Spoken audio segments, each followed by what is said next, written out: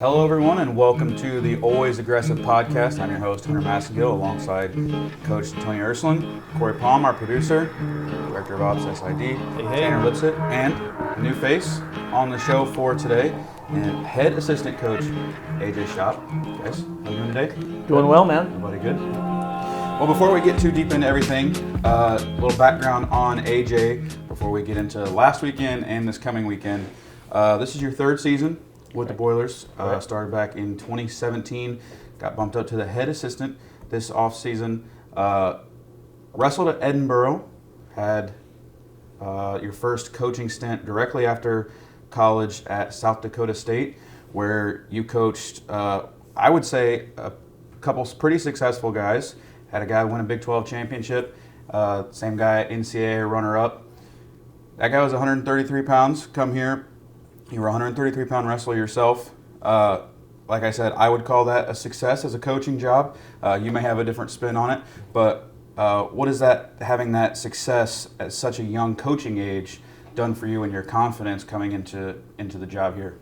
Oh, it's good, and I wouldn't put it all on me. You know what I mean? It takes a whole team to do the stuff that we do. So, but yeah, it's good because that's what our goal is. Our goal is to get these guys to achieve, the peak of, our, job is for them to win a national title. So for us to be pushing them to that limit and getting guys to hit that, it kind of shows that, you kind of know a little bit of what, you have to do. So yeah. I've heard it. It was fake it till you make it, man. It was one of the smart things I've heard from one of my mentors is you've either had to have been there before or coach someone who's been there. And so when you can do that, you're doing pretty well for yourself. So it's obviously as a competitor I didn't hit that point, but I was I felt like I was pretty darn close and I'm fine with that, and now I get to help these guys reach that point, that pinnacle of the NCAA wrestling, which is winning a national title.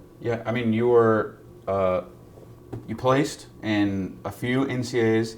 Like I said, you had a couple kids that you coached that were lighter weights that made it to that point. It's got to be like I said, a feeling of success. I mean, I know that there's a whole lot of factors that go into those guys, but such early in your coaching career, your very first job out of college, to have a guy that goes that far, like you just said, you want to get to that point, and then you want to coach a guy to that point, bringing you into this job in the Big Ten Conference, having to push these kids to compete against the best at that level, had to have been good to get that early step up on the competition. No doubt. And we're definitely ready to hit that point with these guys here. Mm-hmm. So I know my body's feeling beat up right now. These guys are good. They're beating me up, and it's good. I know if I'm out there getting annoyed that I'm getting taken down and ridden out by some of these guys, then it's that means I'm probably doing. AJ works hard in the room, man. You get in there, and that guy's in there ready to scrap every day. Got the singlet on. He's all braced up. That guy, he's ready to go to war. It's pretty cool to see. So what you're saying is you still got it. For sure. You still got it. You can turn it on if these guys ever get too lippy. You can ask Parker Felius if he's still got it. They bang heads quite often in the room, as well as D. Schroed and other guys. But I got to bring up Parker. Parker's got no quit. No, him and Parker have some really good battles in the room, and it just makes people better. Guys like AJ who have had huge careers. You know what I mean? When you talk about him placing a few times, I mean, you're talking about a 3-time All-American and a guy who was rounded 12 as a freshman. So, I mean, it's a rare thing out there. And then you look even further. No big deal. Somebody who, 70% of your wins in college were bonus wins, because of how tough he was on top. So he's been a huge influence, and his work ethic has been great for the team to see because, as you said, he's just not holding a whistle. Somebody like me, I got to run practice, but he's in there scrapping with the guys, showing them what it is, not just talking about it. And it's a huge thing to have your guys see what that is every day when you're mentored by a guy who's living it too. Yeah. Fun question for AJ real quick. So, top guy, obviously, everybody's seen it. I got to see it firsthand, working here at Purdue when you were climbing that podium. It's been really cool for me to see since you've been here how, you're working with guys like Devin Schroeder and Ben Thornton and whatnot. To see them adapt the moves that I watched you do in college, how is that how does that feel as a coach when you work with a guy in the room and all of a sudden you see that move, you see that work come to fruition, and they're hitting that roll through tilt, and they're putting a guy on their back for a 4 count and stacking up back points. Like, what is that feeling like as a coach when you put in the hours with the guys and then you see it happen? No doubt, it's definitely pretty cool, and that's kind of what had put me in this field of work. Getting to work with some of these guys when I was coming out of high school, I'd go to camps. When I was in college, I would go to these camps and I would teach these guys these moves, and some of the times they were my teammates. And so when I see those guys out there competing, whether it was when I was in high school and I was at Young Guns, and I'd be working with some of the guys there, and they'd go out and they'd be hitting the moves in the state semis.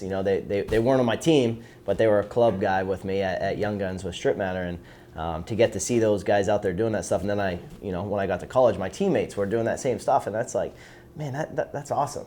I help these guys do that, and it gives you a good feeling when you help guys. In any way, in any aspect of life. So to be able to help them, obviously on the mat, which is a lot of these guys have really high goals. They want to score a lot of points. They want to be a fun wrestler. When they're out there getting those back points, it's I take pride in top work for sure. You can score a lot of points and be really dominant from that position. Devin Schroeder's making a heck of a run at some of the back point marks on the old record list.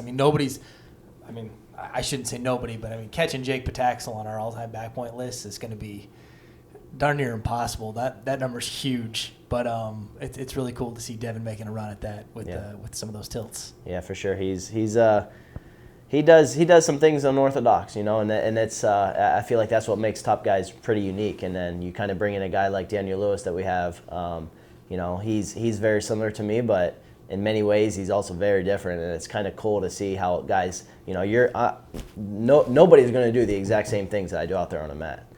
Whether it be the guys that I coached at SCSU or the guys here, I've never seen somebody do the exact same stuff, and usually they add their own tweaks and turns, and whether they have legs in with it or whatever. But it's the cool thing about top is you kind of make it your own. You can only be taught a certain amount of moves, but there's so many small fine details of these moves that kind of help make it work for you and your body style. And that's the great thing about wrestling, right? It's you don't have to be super long and lanky like I was. You can be a short and stocky dude. Don't tell me you can't do it, right? You're gonna find a way to make it work for you, And so when you have that mental strength, that mindset to be able to, you say like, I'm gonna figure out how to do this, and you're not gonna get out, or you're not gonna prevent me from turning you or get out or whatever. And it kind of you'll find a way. If you're competitive, you'll find a way.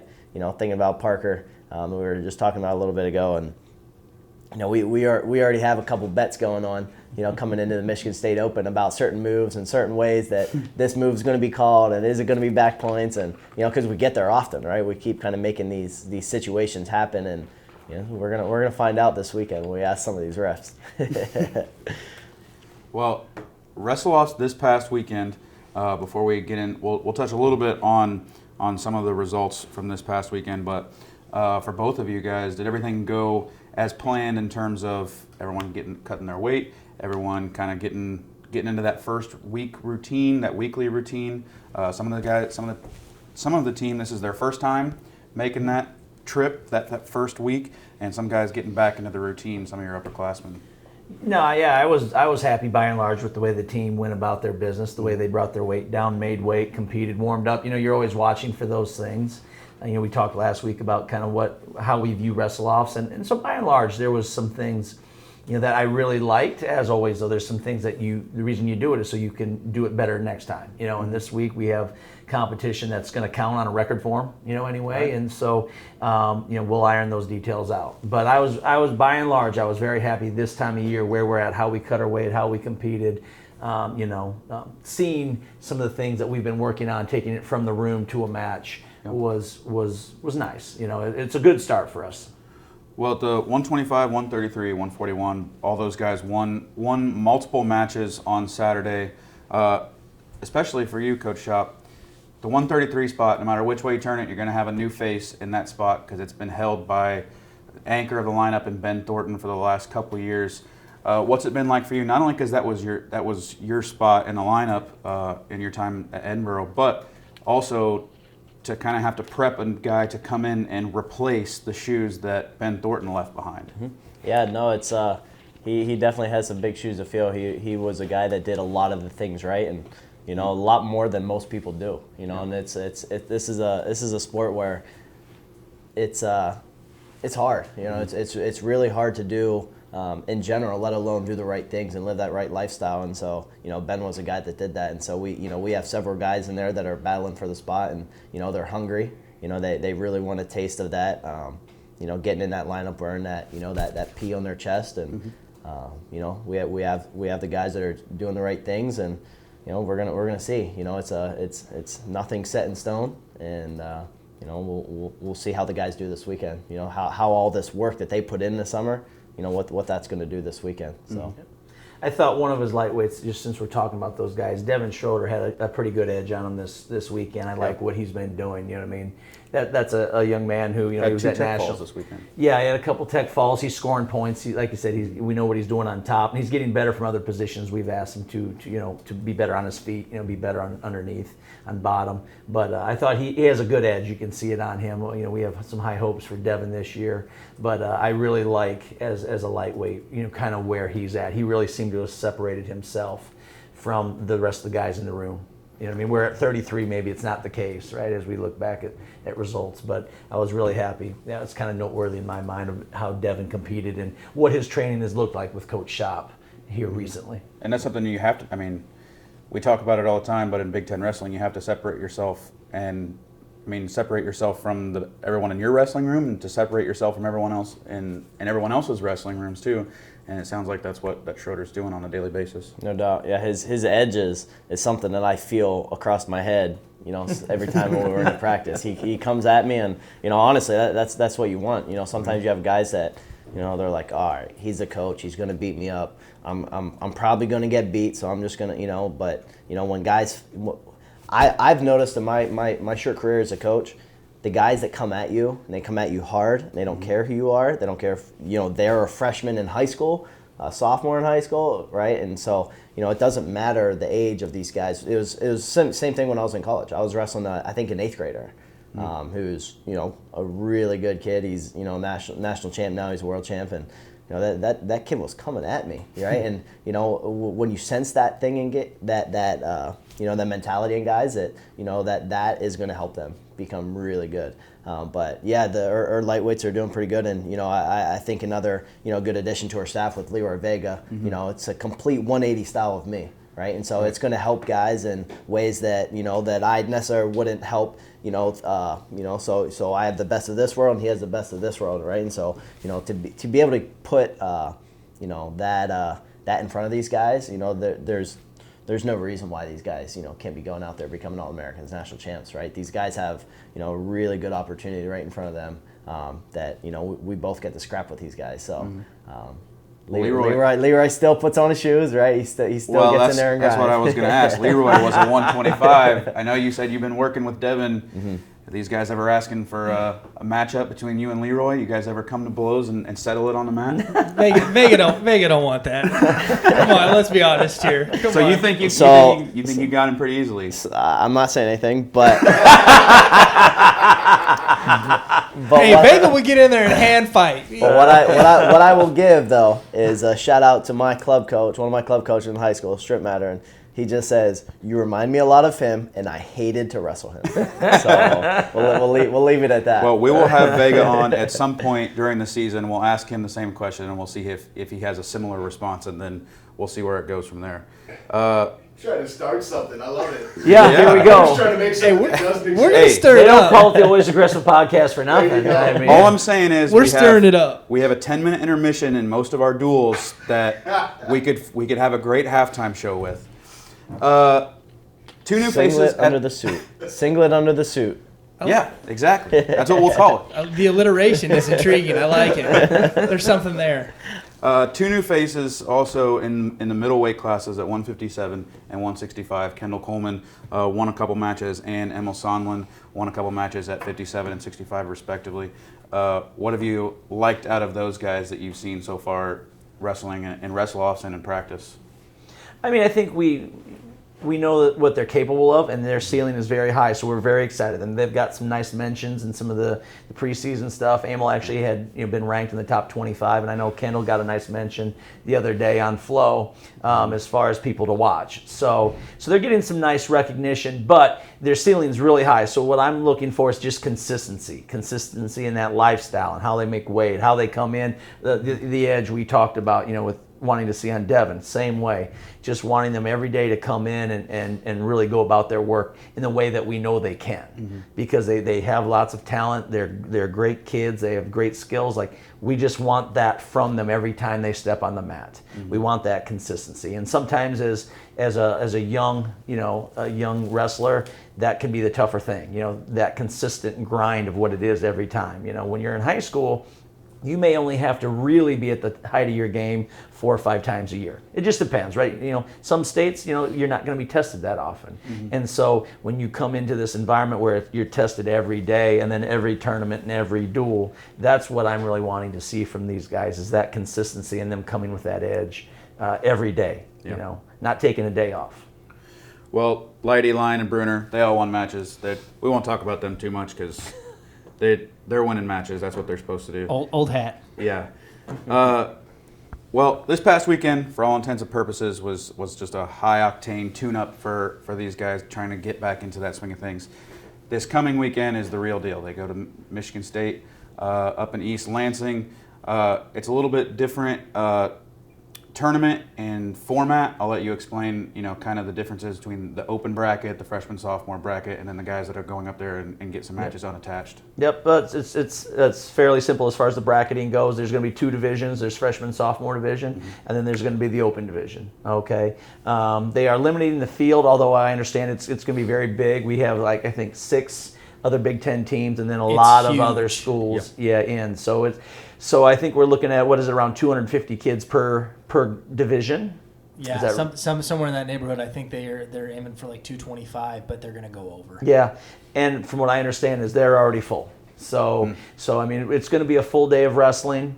It used to be the open division was always by far and away the tougher of the divisions, and not that it won't be as well, but there's so many good young kids now that you see in these freshman sophomore divisions. Those brackets are going to be loaded and very tough also. Those are kids that you may see, that won't be redshirting it by the end of the year, and they're going to be in scoring points for their respective teams. So both divisions bring a high level of wrestling, and I'm really looking forward to kind of seeing how our guys look, this early on against very good competition. And the 125 and 133 spots are, from looking on paper, going to be very strong spots on Saturday. What are some of the things you're telling your guys in those weight classes to be on the lookout for, to work for, to prepare for such a strong competition in those spots?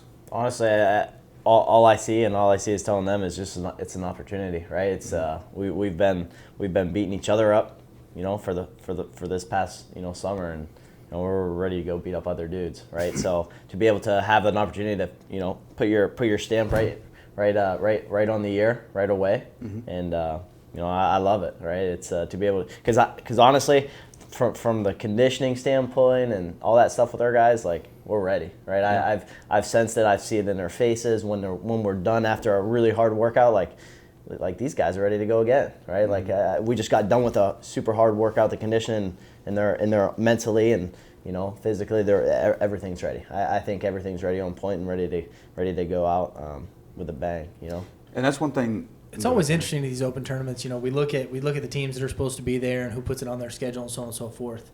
AJ and I were talking the other day about how you're going to have your other random teams who it's not on their schedule, but they're going to send some guys unattached, or they're going to send the six guy maximum so that it doesn't count as a date on their schedule. But it's always interesting. You look at the teams, you look at the rankings, you look at who could show up, and then who actually registers. And so we never really know. We can speculate all we want, but at the end of the day, you just got to show up and scrap. Yeah, you can't control who's in front of you, right? I mean, like you said, it's an opportunity. You're going to have an opportunity. There's going to be a guy there, and we've got to perform. And it doesn't matter who it is, right? I mean, he talked earlier about the eighth grader who was just coming at him, and look at what that eighth grader's gone on to accomplish some big things, national champ, world champ. That's what you're looking for. You're looking for your guys to come up with their foot on the line and go wrestle hard, no matter who it is. It shouldn't matter. it's kind of fun, right, for all of us to sit around and talk about it's a deep field and there's going to be some great competition, right? Like that's awesome. But at the end of the day, these guys just got to show up and they got to go. Who's in front of them is going to be irrelevant.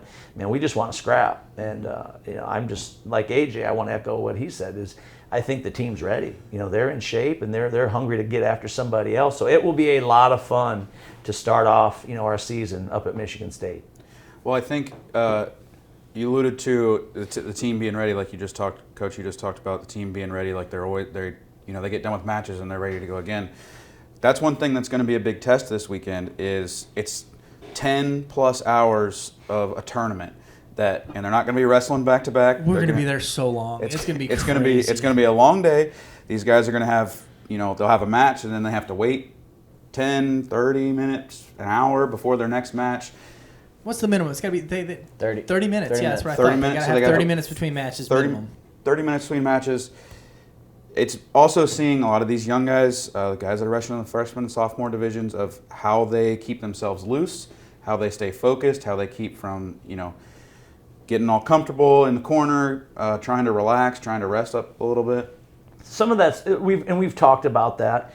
Some of that's part of your routine, right? Like you're going to do your warm up, and then you're going to get something to eat, and you're going to sit down. But how many bouts out before you wrestle, you get up again, you get your body going, you get your mind where it needs to be. I mean, this is all part of that routine. But this is you'll tinker with this too, right? Mm-hmm. I mean, this is all part of that learning experience. Something that you want to have like down by the time you really make the corner, turn in the year. Once you get to Big Ten. You want to have everything down as far as your routine, what you're doing, how many bouts out you're going to get up and get going again, because it's a long day. But relaxing during that day is part of it. Right. I mean, go put on some music, untie your shoes, go relax. You can't be ready for 10 hours straight, right? You just can't mentally. So the key that sounds exhausting. It would be exhausting, right? But that's the key is, hey, go, get ready to wrestle, go compete hard, come back, untie your shoes, get something to eat, kick your feet up, put your music on and get your headspace where it needs to be. I mean, that's part of competing on these long days. And the guys who are successful have mastered that. They know what they need. Coach Schaap, how many times have you seen throughout your time as a wrestler and now as a coach for the last few years, guys' preparation look very different from the opening tournament of the season like this versus, a Big Ten tournament, which is a similar format where you're wrestling all day long? How many times do those guys' preparation look, night and day difference getting ready or resting between matches or whatever before the big one at the end of the season? Yeah, no, it's definitely a learning curve. So it's almost like you got to think about this next weekend. At like and related to a teacher, right? So if you're going through a class, if there's only one test at the very end of the year, like you don't know, if you're a teacher, you have to test these students, right? So if we just go into postseason without competing at all, right? And so that's what right now this weekend is a test. So we get to see kind of where we're at, and so when you have these guys. The young guys coming in, right? And it hit me in the face my freshman year, but it didn't hit me in the face till the end of the year, right? Yeah. And so at the beginning of the year, it was like, all right, I think I'm doing good, And at the end of the year, I was like, crap, I need to start doing more things right? I need to get on more so nutritionally, right, for me. But some of these guys, that preparation nutrition is that part of that preparation, your sleep, your workout and your extra workouts and even your rest. And so there's a lot of things that go into play for the preparation for the postseason. But some of these guys most of the guys that we have are elite. They're elite athletes. They're Division I wrestlers. They're in a Big Ten. And so a lot of these guys, it doesn't matter from what level you were. A lot of times these guys were just dominant in high school, regardless of the state they're from. Right. That's the point that I was going to make, is that a lot of these guys are at this level because they were so good in high school. So like this tournament format isn't really new to a lot of guys. Wrestling all day isn't new. However, when they were in high school, they could rely just on their talents a little bit to get them through that day, that they know that even at 90% or 80%, they were going to be better than some of the guys that they were facing. And that's just not going to be the case anymore, that every minute of that day matters, and you have to be doing the right thing every minute of that day to be competing at 7 o'clock at night or 8 o'clock at night when you started at 9:30 in the morning. Yeah, and it's not even you say that day too, and it's not even just that day, right? It's because if you just wait till then, it's you're gonna be SOL, right? And so, so you gotta make sure You wouldn't be you're the first guy to slip on this show.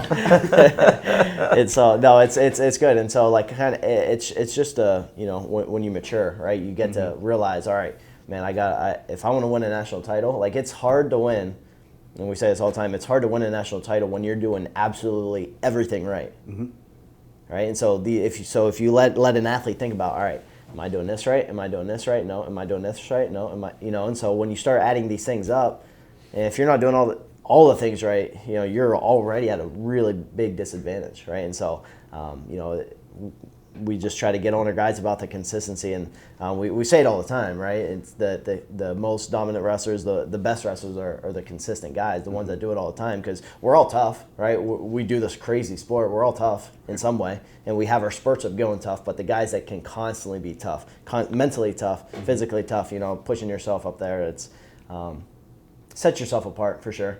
And that's why there's not that many great wrestlers. There's not that many dominant, and that's there's only 8 spots on that podium at the end of the year. In your first couple of years at Purdue, and Tony, I'd like to hear your opinion on this as well, since you've been here a little longer. Who has made the biggest change in their preparation from like start to finish, or from from when you first got here till now? And I want to hear. I'd love to hear Tony's take on this too, as far as like, what guy did you grab that like when you first saw him and when he first started out, like didn't really get it but has like figured it out? Well, as of right now, a guy that's I feel like standing out in my mind is Griffin Parriott. He's starting to figure things out. Starting to really put some things together. Struggling wrestling this dude. So, the dude He's a little big tough. for you anyway. He's a little big. He is, no doubt. Yeah, that's got to be what it is. In years past, he was bigger. And man, he is feeling good. He is doing really good, and it's part of the preparation, right? We're all good, right? It's just what guys can be consistent in their preparation, and the stuff he's done nutritionally is really impressive. No doubt, yeah, no doubt. His body has changed so much. Shout out Elaine Wanstreet again. We've shouted her out on every single show that we've done Loves so the far. Elaine shout-outs. I think. Yep. She's going to be on the show. She's always a fan favorite to have on. Yeah, and that's the thing too. Like he's at a smaller weight, but he feels bigger. He feels stronger. It's like, man, this dude is. His shape I'm is ready. better. I'm ready for this guy. Yeah. So that's one guy that kind of stands out in my mind. And not that he was doing a lot of terrible things, right? I think it's just we talk about the elite of the elite, right? To do like everything right. And some guys figure out earlier, some guys figure out later. I had a teammate that was really good in college, and really I feel like didn't figure it out fully until a month before national senior year, right? And sure enough, that dude was in the national finals, right? And so when guy starts, and again, he was good, he did a lot of things right, but to do even more things right, put you over that edge, put you on, in the national finals, which is the kind of peak of where right now in the NCAA, that's what these guys want. And they're hungry for it. Tony, you got another name?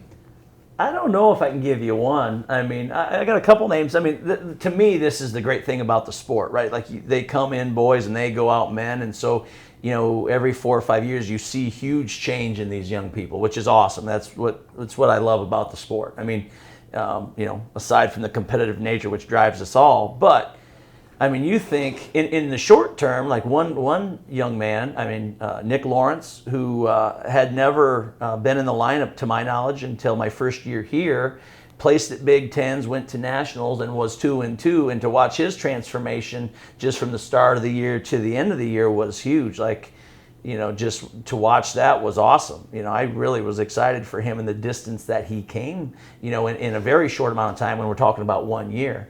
Another one who I was really excited for last year was a guy like Jacob Avon, who as an undersized heavyweight really started coming on strong at the very end of his career, and he had been here and kind of backed up in different roles over the course of his career. But if you look at you talk about Griffin, right? Griffin was he's lost weight, he's going down in a weight class, but he's stronger, he's quicker, he's better all the way around. Avon, who had been at heavyweight the year before and was in the 240s, competed his last year around 217. And I thought that was highly reflective of his wrestling. I mean, he outconditioned a lot of heavyweights. He could just wrestle harder and longer. And by the end of the year, he had significant wins, over a guy like Sam Stoll from from Iowa who had been the former number one, and so, just very proud of kids like that who made significant changes, right? Maybe they weren't the most talented, but boy, you'd invest in them in life because of the things they figured out. They're going to be successful down the road because of what they were able to do, with the discipline in their life and how they worked.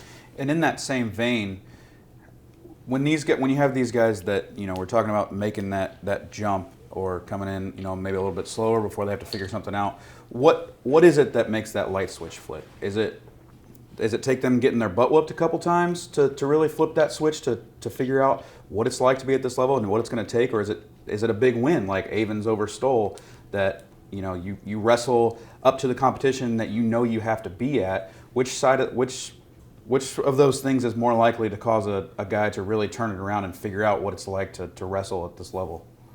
It's hard to say. Different with everybody. What he said. I was going to say, if he had a concrete answer, we were going to bottle that sucker up and we weren't going to air the show. No, because we wouldn't want it out of the room, right? But no, I mean, yeah, what he said.